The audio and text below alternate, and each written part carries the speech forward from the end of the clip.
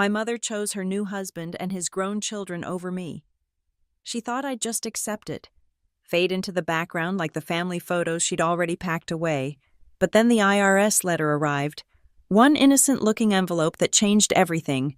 It wasn't addressed to me, but it held the key to the revenge I'd been planning since the day they pushed me out of my father's house. They had no idea what was coming.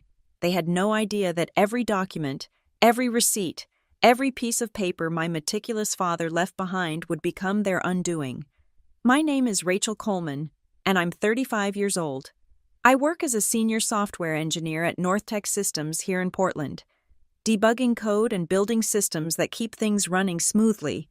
But the most important lessons about structure and order didn't come from my computer science degree. They came from my father, Richard Coleman, in the sawdust-filled garage of our 1920s craftsman home in Westwood Heights. Dad built his construction and renovation business from nothing, starting with a single hammer and a borrowed truck. By the time I was 10, Coleman Heritage Renovations had become the go-to company for historic home restorations throughout Oregon. But our house, that was his masterpiece. He'd bought it as a crumbling shell when I was 3, and over the years, he transformed it with his own hands, teaching me along the way. Everything has its place, Rachel, he'd say, organizing his tools on the pegboard he'd installed in the garage. Documentation, precision, order. That's how you build something that lasts. Weekend evenings were sacred in our household. Mom would make her famous pot roast, filling the house with the smell of rosemary and red wine, while Dad and I worked on projects in his workshop. He taught me to read blueprints before I could properly read chapter books. I learned to identify different types of wood grain, to understand load-bearing walls, to appreciate the beauty of original hardwood floors that had survived a century. The house itself told our family's story. The built-in bookshelf in the living room that Dad crafted from reclaimed Douglas fir, where Mom displayed her collection of first editions, the kitchen island he designed with a special lowered section just for me, so I could help with cooking even as a child, the window seat in my bedroom where he'd installed hidden storage drawers, each one labeled in his careful handwriting. But it was Dad's meticulous record-keeping that truly set him apart. In his home office, a converted bedroom with floor-to-ceiling filing cabinets, he kept every receipt, every contract, every permit, every photograph documenting the house's transformation. "This is our legacy, sweetheart," he'd tell me, pulling out folders to show the progression of each room. "Someday, this will all be yours, and when that day comes, you'll have everything you need to take care of it." He'd even created a detailed estate plan, updated every year on my birthday. I remember sitting with him and Mom when I turned 25, going through the documents together.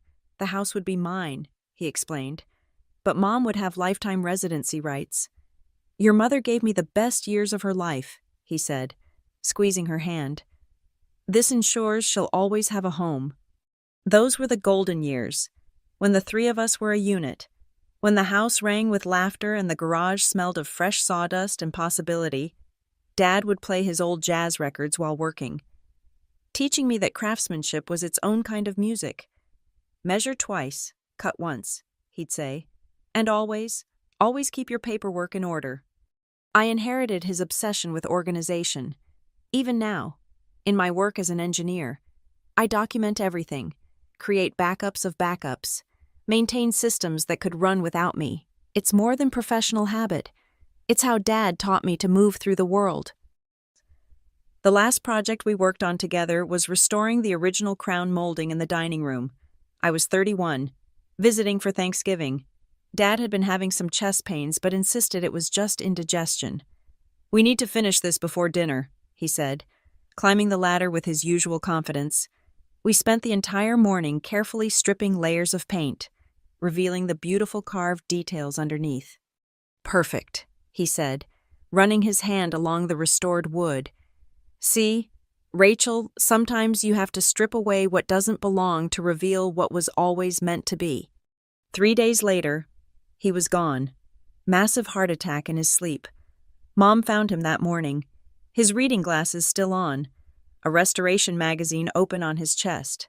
The doctor said it was quick, painless, but the pain he left behind, That was anything but quick.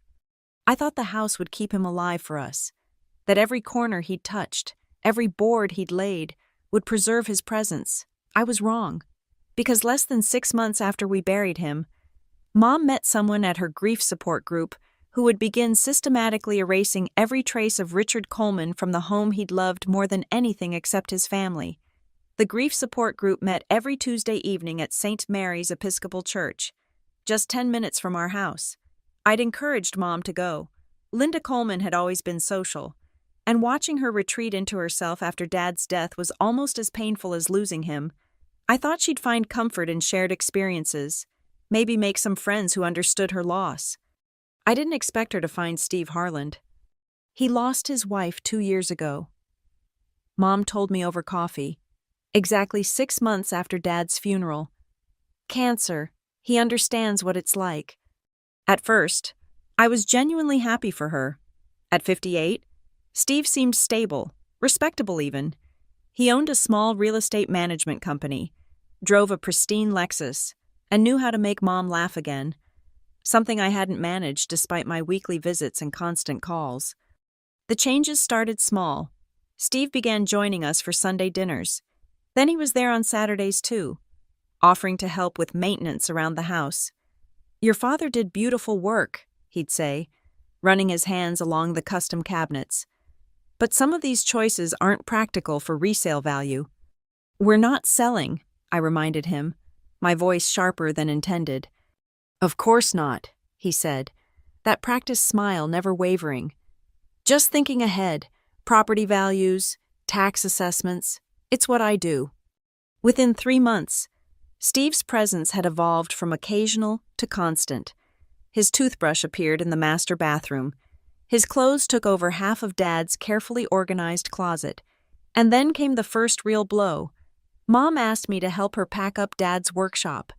"Steve needs the space for his exercise equipment," she explained, not meeting my eyes. "It's not healthy, keeping everything like a shrine."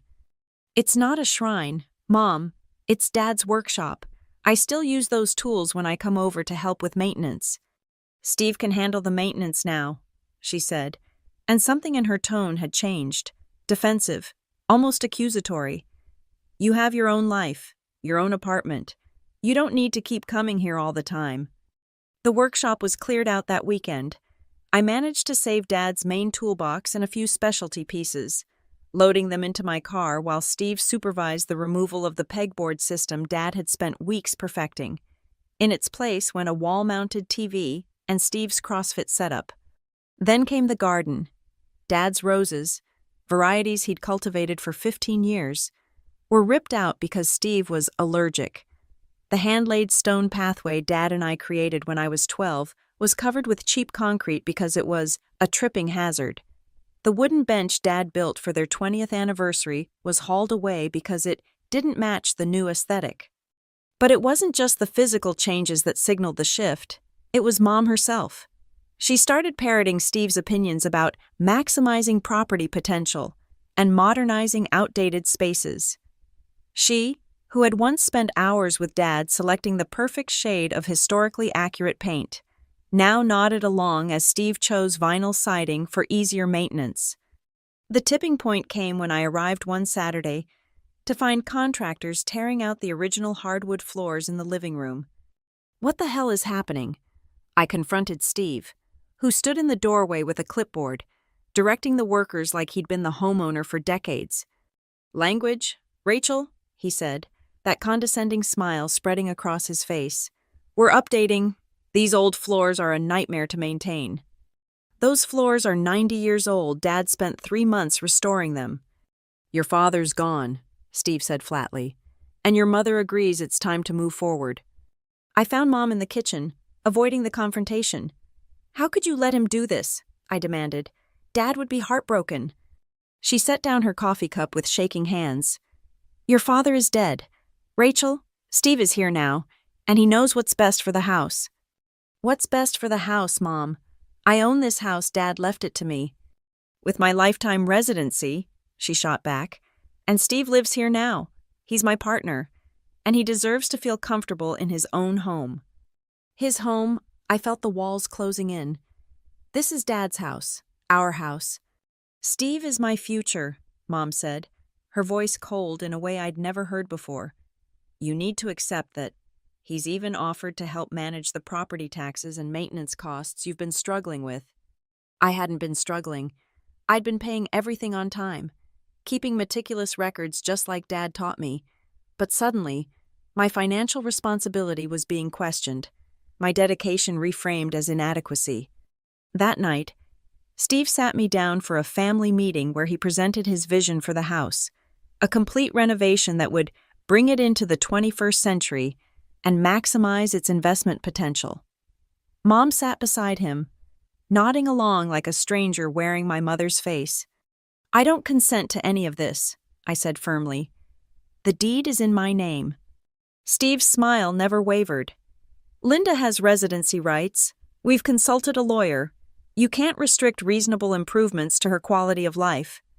The word we hit me like a physical blow. They'd consulted a lawyer, together, against me. The full invasion began when Steve's children arrived for what was supposed to be a weekend visit. Jake, 30 years old and between jobs, showed up with 3 suitcases and a sense of entitlement that filled every room. Lily, 28, followed a day later, her car packed with boxes she claimed were just temporary storage, while she figured out her next move after her recent divorce. Temporary became permanent within 2 weeks. Jake took over Dad's former office without asking, setting up his gaming station where Dad's filing cabinets once stood. The careful organization system, decades of documentation, was boxed up and shoved into the basement until we can sort through what's actually important. Steve said, when I protested. Jake laughed. It's just old paperwork. Who keeps physical files anymore? Lily claimed the guest room, then expanded into the sunroom Mom and I had used for reading. Her yoga mats and crystals replaced Mom's book collection. Her essential oil diffusers masked the familiar scent of home with artificial lavender and eucalyptus. They're family now, Mom said when I complained. We need to make room for everyone. But I noticed she said we while looking at me, the only one expected to make sacrifices. The house I'd grown up in became unrecognizable. Steve instituted new house rules, no visitors without his approval, no maintenance work without his oversight, no changes without a family vote, where I was perpetually outnumbered 4-1. He even changed the locks, giving me a single key with the warning that it was a privilege, not a right. I own this house, I reminded him during one particularly heated argument. And your mother has lifetime residency, he countered. Her comfort and safety come first. If you can't respect that, maybe you shouldn't come around so much. The gaslighting was methodical. Every concern I raised was dismissed as jealousy. Every boundary I set was framed as selfishness. When I found Dad's vintage tool collection listed on Facebook Marketplace, Steve claimed Mom had approved the sale. We need the money for renovations, Mom said, not meeting my eyes. Those tools were just gathering dust. I told you I wanted them. They were Dad's. You have some tools already, she replied, parroting Steve's words. Don't be greedy, Rachel. The breaking point came during Thanksgiving, what would have been my first without Dad. I arrived to find my childhood bedroom had been converted into Lily's meditation studio. My things, yearbooks, childhood awards, the jewelry box Dad made for my 16th birthday, were piled in boxes in the garage. You don't live here anymore, Steve said when I confronted him. Lily needs the space for her practice. Her practice, she teaches yoga twice a week at the Y. She's building a business, Mom interjected, defending them again. You have your own apartment. You don't need a room here. This is my house, I was shouting now, tears streaming down my face. Dad left it to me. You're just supposed to live here, not hand it over to these people. Steve stepped forward, his real face finally showing through the practiced charm. These people are my children. Linda is my partner. This is our home now. If you can't accept that, maybe you should leave.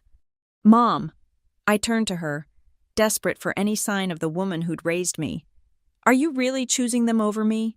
She looked at me then, really looked at me, and what I saw broke my heart. I'm choosing happiness, Rachel. I'm choosing to move forward. If you can't support that, then yes, maybe you should go. Jake smirked from the doorway. Lily pretended to look sympathetic while poorly hiding her satisfaction. Steve put his arm around Mom possessively, marking his territory. I left that night with my boxed belongings. Dad's tool collection mysteriously missing several valuable pieces, and the devastating realization that I'd lost more than my childhood home. I'd lost my mother, too. 2 weeks later, I received a formal letter from Steve's lawyer. They were proposing to buy out my ownership of the house for far below market value, citing the extensive renovations needed and the complication of lifetime residency rights. The letter strongly suggested I accept, hinting at potential legal challenges to Dad's will if I refused. I sat in my apartment, surrounded by the few remnants of my father I'd managed to save, and felt the full weight of my dispossession. They'd taken everything: the house, my mother, my history, my inheritance. Steve had played this perfectly, turning Mom against me, establishing his children in the home, creating a united front that painted me as the unreasonable outsider. But what Steve didn't know, what none of them knew, was that I'd inherited more than just Dad's house. I'd inherited his meticulous nature, his attention to detail, and most importantly, his complete documentation of everything. And in those boxes, they'd so carelessly shoved into the basement, in the files they'd dismissed as old paperwork, lay the seeds of their destruction. I just needed to find the right moment to plant them. Living with Emily felt like exile. Her apartment in Southeast Portland was comfortable enough, but every morning I woke to walls that weren't mine, in a neighborhood that held no memories, surrounded by someone else's life. Emily was patient with my grief, my rage, my 3 a.m. crying sessions. She'd been my friend since college, the only person who truly understood what that house meant to me. "You need to fight back," she said one night, pouring wine while I stared at the formal buyout offer for the 100th time. "Your dad would never want this." "With what?" I laughed bitterly. "They have Mom on their side. Steve's got money for lawyers. I'm just the bitter daughter who can't let go." But I couldn't let go. The injustice burned in my chest like acid. I lost weight, stopped sleeping, called in sick to work so often that my manager pulled me aside for a wellness check. I was drowning in the unfairness of it all. Then, 3 months after my exile, something shifted. I'd gone back to the house while everyone was out. I still had my key, despite Steve's threats, to retrieve a photo album I'd forgotten. The basement was darker than I remembered, packed with the detritus of our replaced life. But there, shoved between moldering Christmas decorations and Mom's abandoned craft supplies, were Dad's filing cabinets. Steve hadn't bothered to throw them out. Too heavy, probably, too much effort for something he considered worthless. But I knew better. I spent 4 hours down there, using my phone's flashlight, methodically photographing every document, every receipt, every piece of paper Dad had saved. That's when I found it. A thick folder labeled Estate Planning, 2023 Revision, in Dad's careful handwriting. Inside was not just the will I knew about, but a comprehensive trust document, tax records, and correspondence with his attorney about protecting the house's historic status. More importantly, there was a detailed ledger of every improvement made to the property, with receipts, permits, and tax deduction claims stretching back 20 years. But the real treasure was a letter from the IRS, dated just a month before Dad's death, approving a substantial tax credit for historic preservation. The credit came with strict conditions. Any alterations to the property's historic character without proper approval would not only void the credit, but trigger penalties and back taxes. My hands shook as I photographed page after page. Steve had torn out original hardwood floors. He'd replaced historic windows with vinyl. He'd destroyed the garden's heritage roses, removed original architectural details, covered hand-laid stonework with concrete. Every change he'd made was a violation. Back at Emily's apartment, I spread everything across her dining room table. "This is it," I whispered, pieces clicking together in my mind. Steve's been filing for homeowner tax deductions. He's been claiming improvements on a property he doesn't own, destroying features that were legally protected. That's tax fraud, Emily said, eyes widening. It's worse than that. Mom signed off on some of these permits as the resident. She's implicated too. The revelation should have brought satisfaction, but instead, I felt sick. Using this would destroy Mom too, for weeks. I wrestled with the decision. I started seeing a therapist who specialized in family trauma. Sometimes, she said, protecting yourself isn't revenge, it's justice. I spent the next month building my case methodically, the way Dad taught me. I created spreadsheets documenting every unauthorized change, cross-referenced with tax records, showing Steve had claimed deductions he wasn't entitled to. I found his company's website where he bragged about flipping properties, using before and after photos of my house as examples of his work, my house, presented as his achievement. The IRS letter wasn't addressed to me originally, but when I contacted them as the legal property owner to report unauthorized alterations to a historically protected property, they were very interested. The agent I spoke with used words like serious violations and substantial penalties. I also reached out to Michael Anderson, Dad's attorney who'd handled the will. He'd been trying to contact me for months. He said, concerned about rumors he'd heard regarding the house.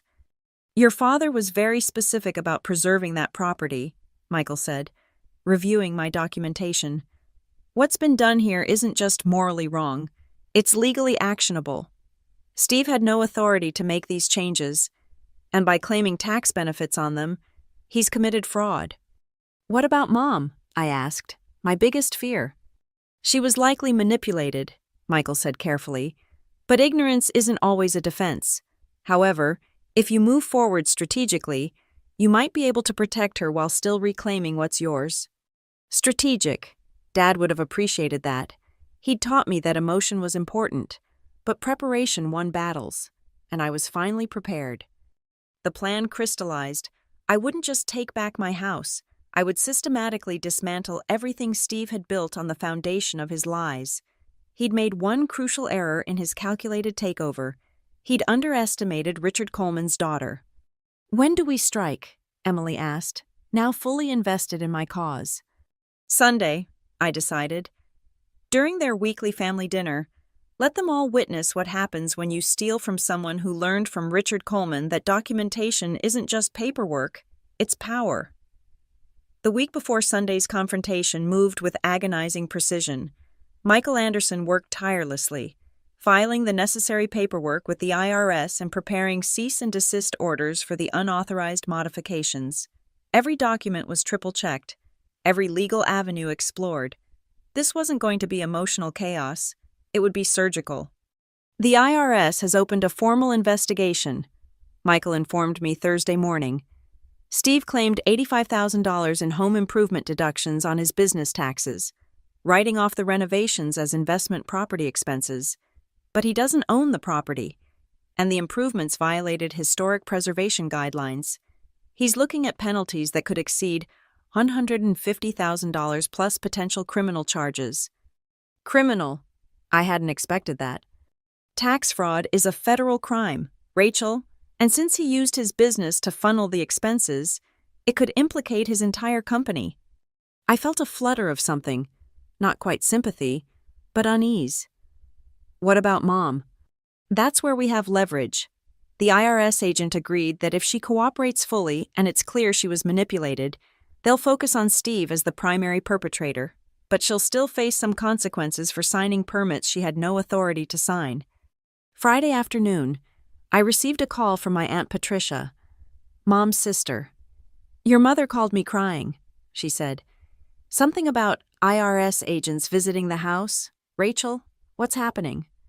Justice, I said simply. Dad's estate is finally being handled properly. Linda said you're trying to destroy her life out of jealousy.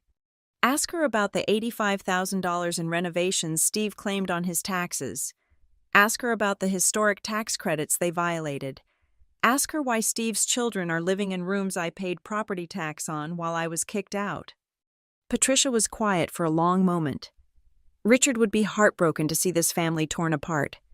Dad would be heartbroken to see his life's work destroyed by a con man, I countered. This family was torn apart the day Mom chose Steve over me. Saturday. Michael called with an update. Steve's lawyer reached out. They want to negotiate. No. Rachel, hear me out. They're scared. Steve knows he's exposed. He's offering to move out immediately, pay back the fraudulent deductions, and cover all restoration costs to return the house to its original state. And Mom, she would retain her lifetime residency, but Steve and his children would have no claims whatsoever. You'd have full control over the property again. It was tempting, clean, efficient, everything resolved without the confrontation I'd planned. But I thought about the months of gaslighting, the systematic destruction of Dad's work, the way they'd made me feel like an intruder in my own home. Tell them I'll see them at Sunday dinner, I said. They want to negotiate. They can do it face to face. Michael sighed. You're sure about this? Once the IRS moves forward publicly, there's no taking it back. They didn't give me any take-backs when they threw me out. Sunday arrived gray and drizzling. Perfect Portland weather for what was about to unfold. I dressed carefully. Dad's watch, the blazer I wore to his funeral, the pearl earrings he gave me for college graduation, armor made of memories. Emily drove me, insisting on being my backup. You shouldn't face them alone. I won't be alone, I said, checking my phone. Michael's meeting us there. As we pulled up to the house, my house, I saw Steve's Lexus in the driveway, Jake's modified Honda, Lily's Prius with its coexist stickers. The family gathered for their weekly dinner, probably discussing their plans for further renovations, maybe laughing about how they'd finally gotten rid of the difficult daughter. Michael's BMW was already parked across the street. He met us on the sidewalk, briefcase in hand. The IRS agent will be here in 20 minutes, he said. Are you ready? I looked at the house Dad built. The windows he'd restored, now replaced with cheap vinyl. The garden he'd cultivated, now paved over. I've been ready since the day they changed the locks. Remember, Michael cautioned, stick to the facts. No emotional outbursts. Let the documents speak. Dad taught me that paperwork tells the truth better than words ever could. We walked to the front door, the same door Dad had stripped and refinished by hand, now painted an ugly industrial gray. I still had my key, but I knocked, loudly, repeatedly. Jake answered, his face souring when he saw me. You're not welcome here. I'm the legal owner, I said calmly, and this is my attorney.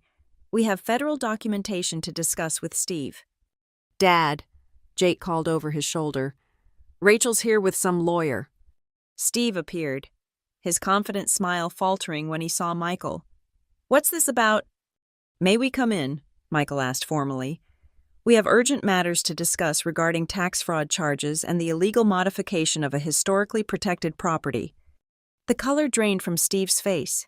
Behind him, I could see Mom rising from the dining room table, Lily beside her, their Sunday roast forgotten. I think you should leave, Steve said, trying to close the door. Michael stepped forward. Mr. Harland, IRS Criminal Investigation Division, Agent Sarah Chen will be here momentarily. You can discuss this with us now, or you can wait for federal agents. Your choice. The door opened wider, and we stepped inside my father's house for the reckoning that had been months in the making.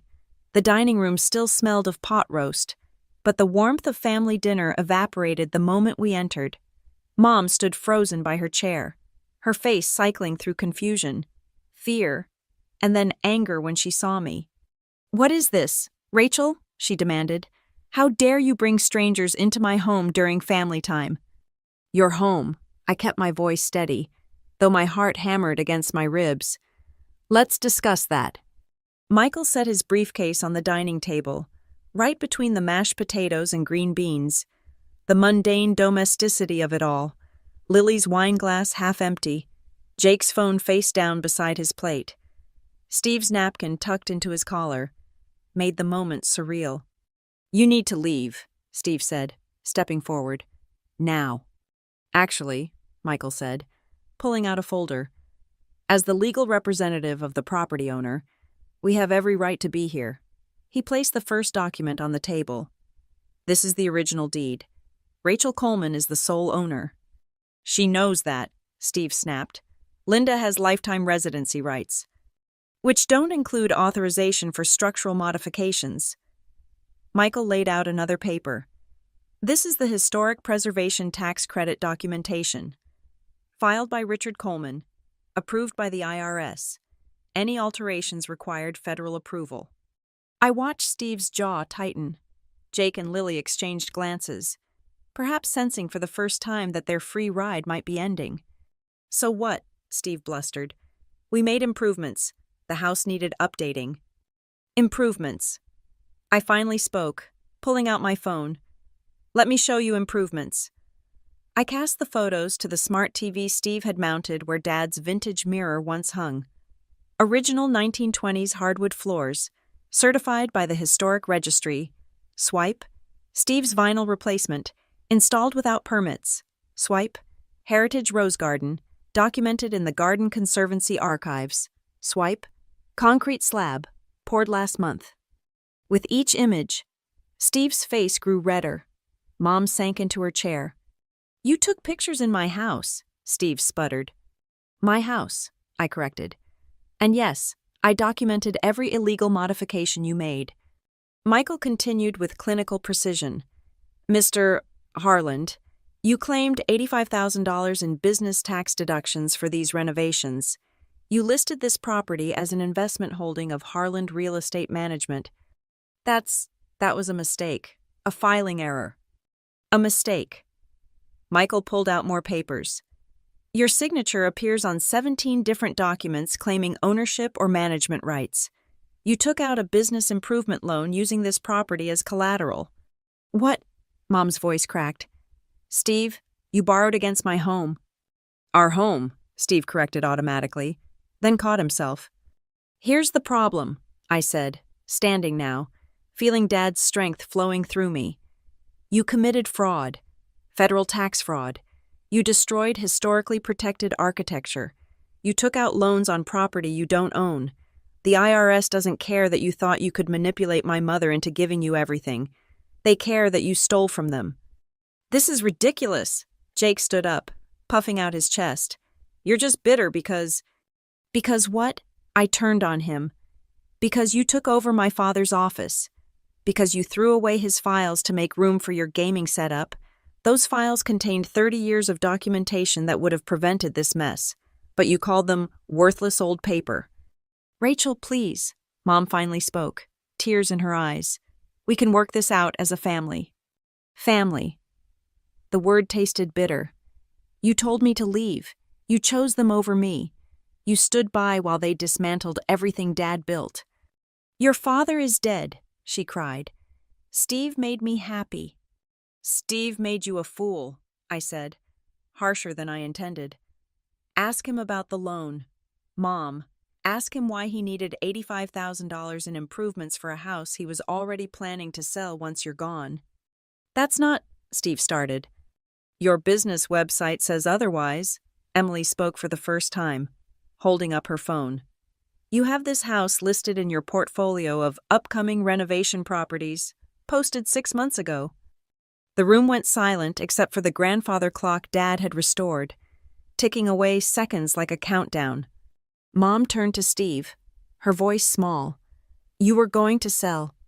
Eventually. It makes financial sense. You said this would be our forever home. You said Jake and Lily needed stability. Mom, don't listen to her, Lily interjected, reaching for Linda's hand. Rachel's just trying to turn you against us. I laughed, sharp and bitter. I don't need to turn anyone against anyone. The IRS will do that for me. I looked at my watch. In fact, Agent Harrison should be here any minute. Agent who? Jake's bravado crumbled. IRS Criminal Investigation Division, Michael clarified. They take tax fraud very seriously. Steve is looking at federal charges, substantial fines, and possible prison time. Prison, Lily gasped. This is insane, Steve shouted, his mask finally slipping completely. You vindictive little bitch, you couldn't stand that your mother was happy. Happy, I pulled out the last document.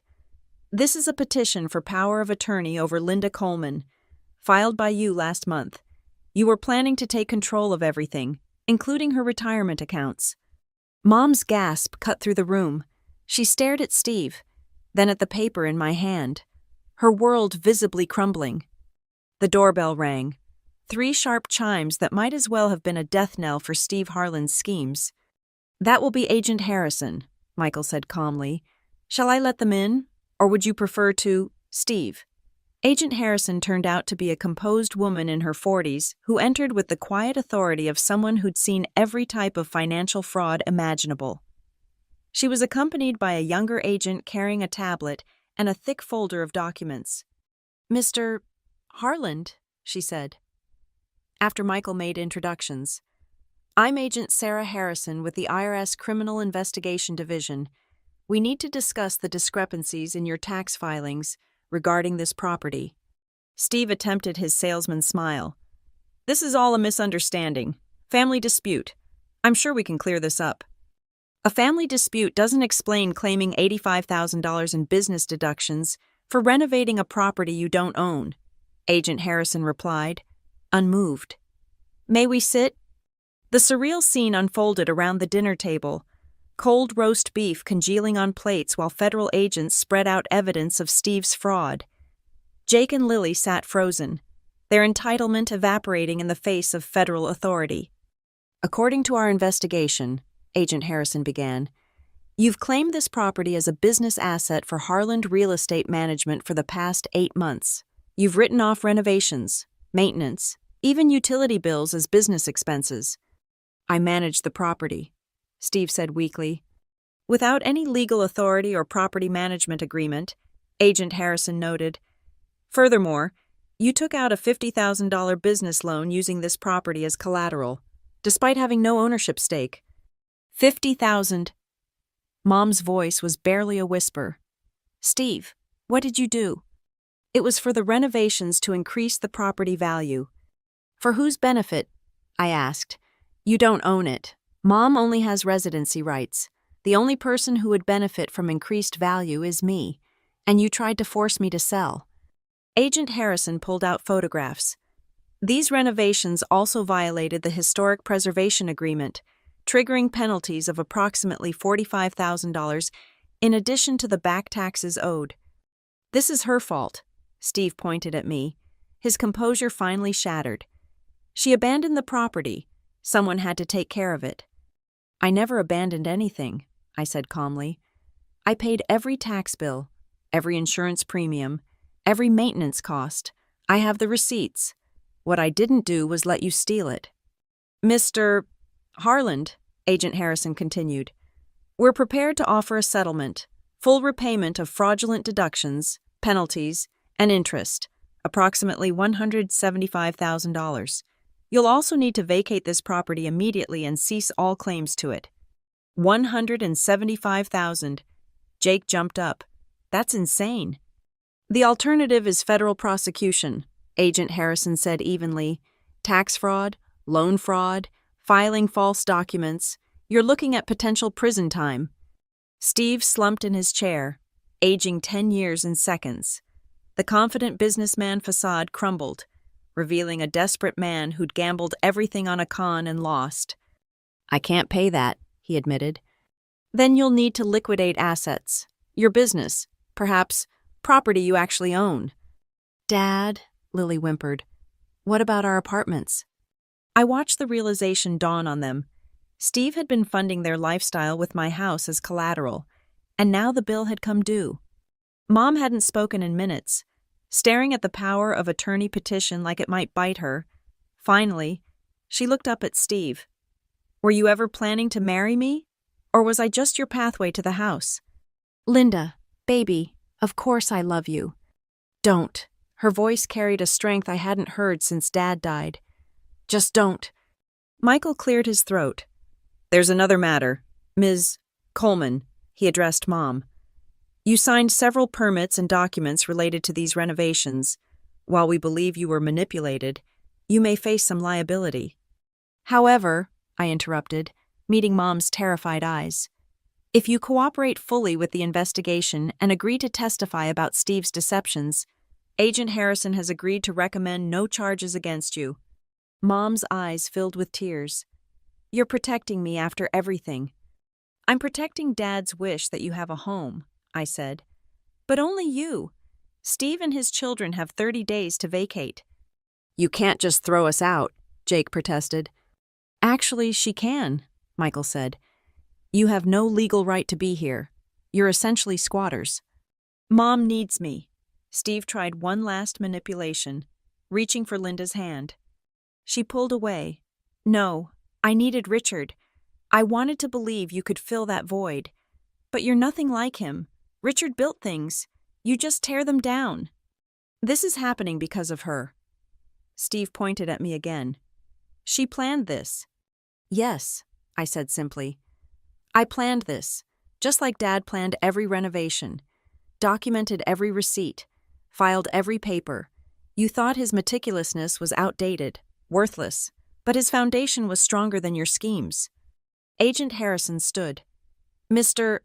Harland, you have 48 hours to contact our office with your settlement decision. I suggest you get a lawyer." She turned to me. "Ms. Coleman, thank you for your cooperation. The Preservation Society will be in touch about restoration grants to undo the unauthorized modifications." As the agents left, the room fell silent. Jake and Lily stared at their father, perhaps seeing him clearly for the first time. Mom sat with her head in her hands. Steve just looked defeated. "You have 30 days, I repeated. "All of you except Mom and Steve. If you try to manipulate her again, if you so much as suggest she sign anything, the deal's off and you go to prison." "Rachel," Mom started. "We'll talk later," I said, suddenly exhausted. "When they're gone." I headed for the door, Emily beside me. As we reached it, I turned back one last time. "Oh, and Steve Dad's tools. The ones from the garage sale, I want them back. Every single piece. That's non-negotiable." Outside, the Portland drizzle had stopped. The clouds were breaking apart, revealing patches of late afternoon sun. For the first time in months, I could breathe. 6 weeks later, I stood in the garage with Mom, sorting through boxes of Dad's recovered tools. Steve had returned most of them, the expensive ones anyway, before disappearing to his sister's place in Arizona. Jake and Lily cleared out within 2 weeks, leaving behind only damage and resentment. The house felt hollow but peaceful, like it was slowly exhaling after holding its breath for 2 years. "This was his favorite," Mom said, holding up Dad's vintage handplane. "He'd spend hours getting the blade just right." We'd been doing this dance for days, careful conversations around the wreckage of our relationship. She'd aged in those weeks, the reality of Steve's betrayal settling into new lines around her eyes. "I'm sorry," she said for the 100th time. "I was so lost after your father died. Steve seemed strong, decisive, everything Richard was, but still alive." "He was nothing like Dad," I said, running my fingers along the pegboard Michael's contractor had reinstalled. "Dad built things to last. Steve just knew how to look permanent." The restoration was progressing beautifully. The Historic Preservation Society had approved a grant that covered most of the costs. Dad's hardwood floors had been carefully restored, the original windows retrieved from an architectural salvage yard where Steve had sold them. The heritage roses were gone forever, but I'd planted new ones, varieties Dad had mentioned wanting to try. "I keep thinking about that power of attorney," Mom said quietly. "How did I not see what he was? Grief makes us vulnerable." He knew exactly what buttons to push. We worked in silence for a while, organizing tools on the pegboard exactly as Dad had arranged them, each hammer, each screwdriver returning to its outlined home. "The house feels different now," Mom observed. "Lighter, but sadder too." "It's mourning," I said. "Just like we are, but it'll heal." My phone buzzed, Emily checking if I needed help with the bedroom restoration. I'd moved back in the previous week, reclaiming my childhood room from the lingering scent of Lily's essential oils. Mom kept to the master bedroom, and we navigated around each other carefully. Rebuilding trust one day at a time. Your father would be proud, Mom said suddenly. The way you fought for this place, the way you fought smart, not angry. I was angry, I admitted. Furious. But Dad always said emotion without preparation is just noise. He did say that, Mom smiled. The first real smile I'd seen since before Steve. Usually when I was panicking about something. The doorbell rang, and we both tensed. A learned response from months of Steve's dominance. But it was just Michael, arriving for our final paperwork review. Good news, he announced, settling at the kitchen table I'd refinished the week before. Steve paid the settlement in full, liquidated his business assets, and took out loans against his actual properties. He won't be coming back. And the investigation? Mom asked nervously. Closed. Your cooperation was noted. Linda, no charges will be filed against you. Mom's shoulders sagged with relief. It's really over. It's really over, I confirmed. Michael produced the final documents, the house's deed, cleaned of any liens or claims, solely in my name with Mom's lifetime residency clearly defined and protected, Dad's trust, intact and honored, the historic preservation status, reinstated with even stronger protections. There's one more thing, Michael said, pulling out an envelope.